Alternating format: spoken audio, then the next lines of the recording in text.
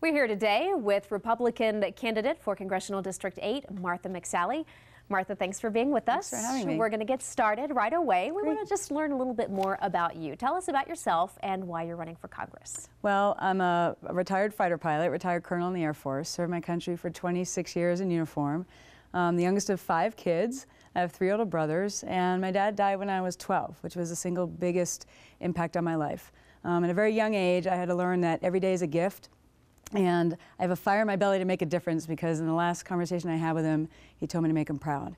And so I hit the ground running at a young age, and I've been moving out every day, really trying to use it as my last and make a difference in the world. I was the first woman to fly a fighter aircraft in combat in U.S. history.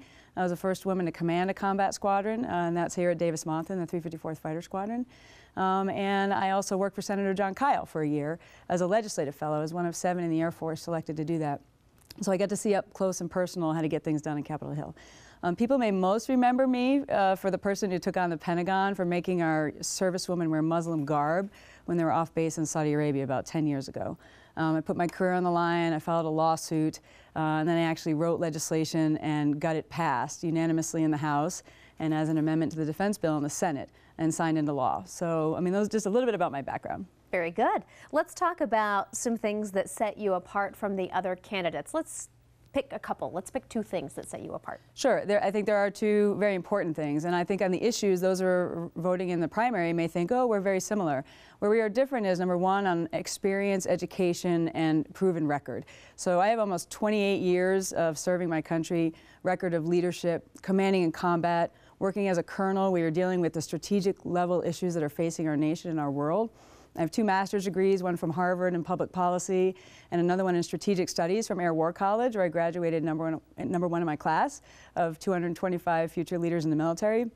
So I've got a proven record of leadership, of education, and of getting things done and making things happen. So we're very different as far as our backgrounds go. Another thing I think that makes me very different than the other candidates are, I can win the June 12th election. I'm not divisive, I'm not inflammatory, I'm not a hothead, and actually just based on my record, I do have an appeal to the community, I believe, and I very much am humbled by that. Just based on my record, that they believe they can trust me, even though they may not agree with me on a number of issues. So we've been through a lot as a community. We're at a critical time in our nation, and I think people are looking for, it's time to move forward with leadership and moral courage, and that's what I bring. All right.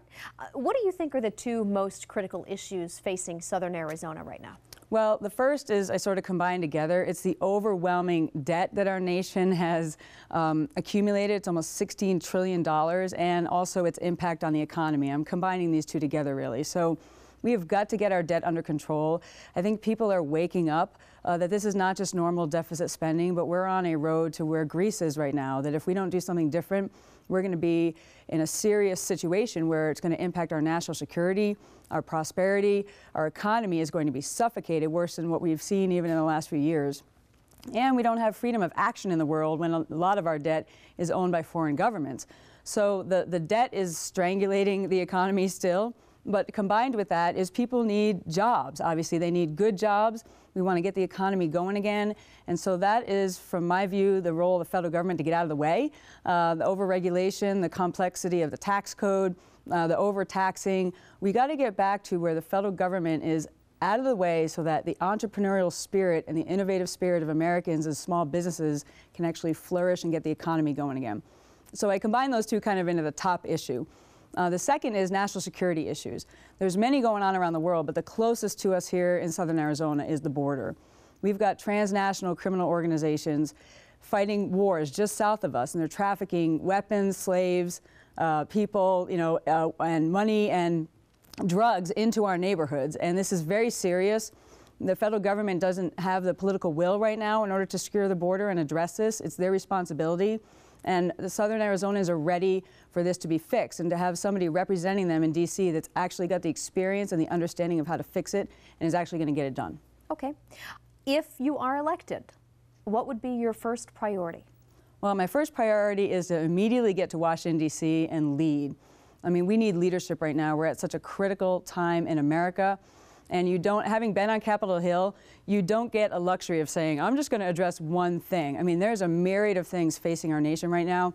There's many things that you see even before the House of Representatives on a daily basis. So I'm just going to provide that leadership, that credibility, that expertise in order to start fighting for the people of Southern Arizona and actually start working on getting our debt under control, getting the economy going again, you know, giving that freedom and opportunity to small businesses and securing our border. That's going to be my immediate priority. Okay. You talked about national security. Let's talk a little bit about border security. What is your plan to secure our border with Mexico? Well, I look at it as a military person, both tactically and strategically. Tactically, we have to actually secure the border. I mean, I've actually planned combined ground and air operations in other places around the world, in Iraq, Afghanistan, Africa, and other places. And this is not difficult to do. We know how to do this. We just haven't had the will to do it. So we need to use the combination of barriers and fences where appropriate, plus manpower at the border. I mean, if the front line is at the border, we need our manpower to actually be at the border, not 50 miles deep, not roaming around other places. So we got to put the manpower there. We've got to use other technologies, sensors, sonar, radar, plus aircraft, drones and manned aircraft, in order to have intelligence-driven operations to be able to detect, track, and intercept illegal activity. This is not difficult. We're doing it around the world. You know, we're trying to secure the border between Afghanistan and Pakistan, 11.5 time zones away, yet this is in our backyard. So, I mean, I've planned operations like this before. I know how to do this, and so I'll hit the ground running and make sure that we've got the political will to do that. But strategically, we also need to look at the root causes. It's in our best interest to have a secure, stable, prosperous neighbor to the south of us. There's a war going on there, and we need to partner with our neighbor to the south because it's in our best interest, both diplomatically, economically, and with security assistance, to have stability and prosperity there in order to address the root causes of what's going on right now. Immigration, when we talk about how that's connected to security, what changes would you make to our current immigration laws? Well, the current system is painful. I mean, as most people will tell you. I mean, we have military officers that are married to someone from another country who take years for them to be able to, you know, legally become a citizen.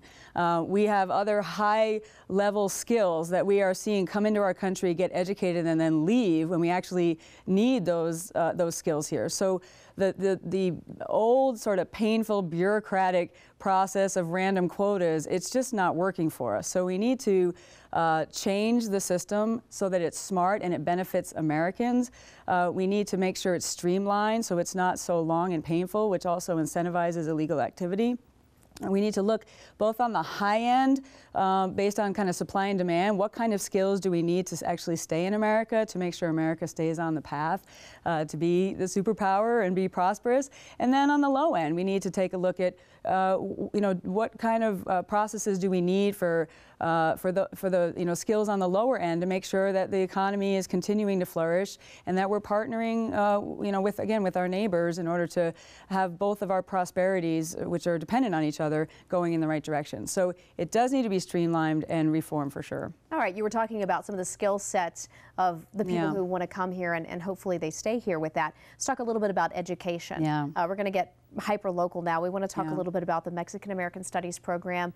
I'm sure you're well aware of the restrictions that were placed on that program within TUSD, which essentially forced it out. What's your position on that move? Well, my position as someone who's applying for the job to be a member of the House of Representatives is this is not a federal government issue. I mean, this was an issue that happened between the state and the local government. And I mean, my mom was an educator.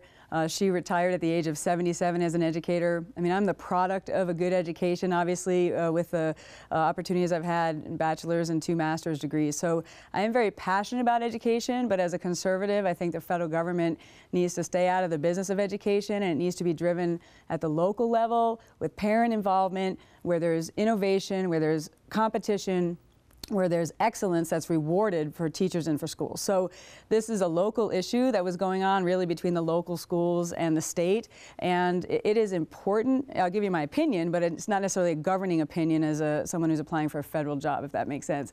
I mean, my opinion is that it is important to be honoring the heritage of all the you know, ethnicities of Americans, but it's also important to be teaching basic American history in elementary school. I mean, you can branch out to you know, the other types of things to learn when you get into the college level. But at the basic level, we need to be making sure that all of our kids understand our full American history, because that's where we're really lacking in many ways. So, you know, I know it's a very divisive issue within the community, and in general, I would say my perspectives are that I look at things objectively and analytically and not emotionally as I'm running for this office, and I'm going to come down objectively on these issues that are going to be affecting the federal government. This is a local issue. So do you support the move then to get rid of the program?